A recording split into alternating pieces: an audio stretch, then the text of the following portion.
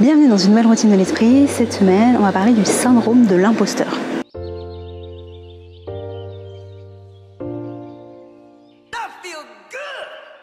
Est-ce que ça vous est déjà arrivé de vous sentir illégitime, de ne pas vous sentir à la hauteur, de douter de vos capacités, d'avoir l'impression de ne pas mériter ce qui vous arrive?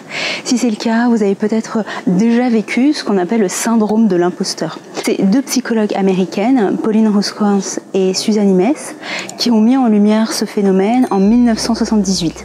Elles se sont essentiellement concentrées sur les femmes diplômées, brillantes, qui malgré leur parcours, malgré leur réalisation, doutaient d'elles-mêmes, ne se sentaient pas toujours légitimes dans leur domaine et attribuaient leur succès non pas à leur travail, à leur effort, mais au hasard ou à la chance.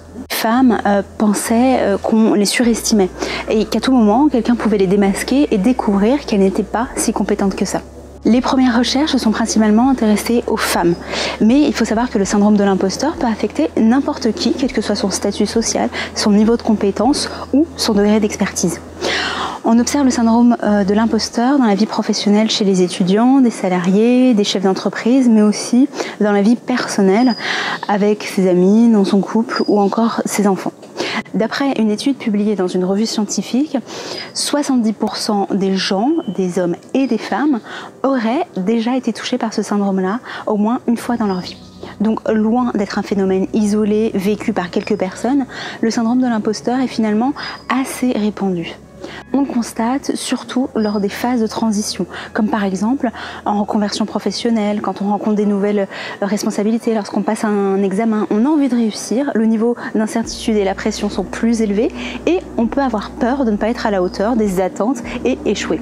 Est-ce qu'il y a une origine, une cause au syndrome de l'imposteur? Alors, il y a plusieurs facteurs possibles, propres à chacun. Ça peut être lié à des traits de personnalité, comme le perfectionnisme. Le perfectionnisme va se fixer des objectifs inatteignables, toujours chercher à mieux faire, et risque donc régulièrement de ne pas se sentir à la hauteur. Notre environnement familial peut aussi jouer un rôle important. Si par exemple vous avez grandi avec une compétitivité forte entre vos frères et sœurs, chaque enfant est unique et les comparaisons peuvent être stigmatisantes ou dévalorisantes. Dans les familles où les résultats sont extrêmement valorisés, ça peut favoriser l'état d'esprit fixe et entraîner une peur de l'échec.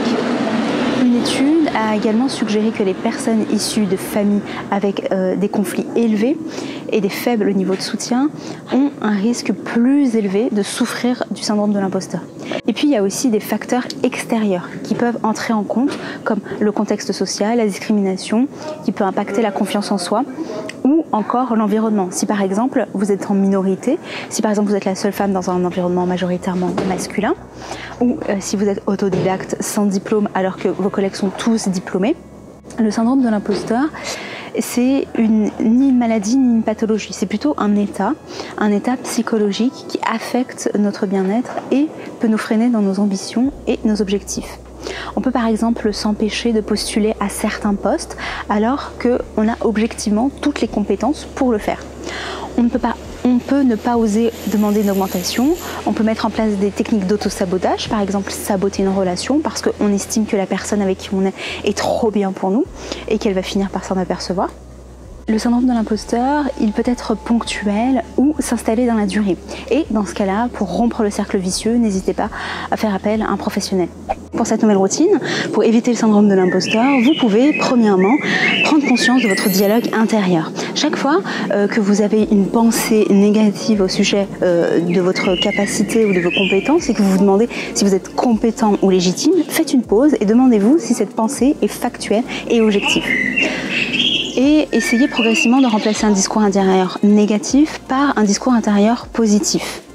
Deuxièmement, répertoriez vos réussites, prenez du recul pour réaliser que vos succès ne sont pas le fruit du hasard, mais le fruit de votre investissement, de votre implication et de vos efforts. Vous pouvez écrire vos réalisations et vos succès dans un carnet pour pouvoir le consulter régulièrement. Et vous pouvez aussi conserver les feedbacks positifs, des emails de remerciements, de félicitations. Il est important de célébrer vos réalisations, d'être reconnaissant pour vos succès et de ne pas les minimiser.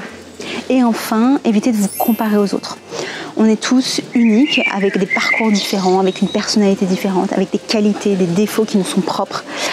Et la tendance à se comparer aux autres peut augmenter nos insécurités, nos doutes et nous freiner dans l'atteinte de nos objectifs.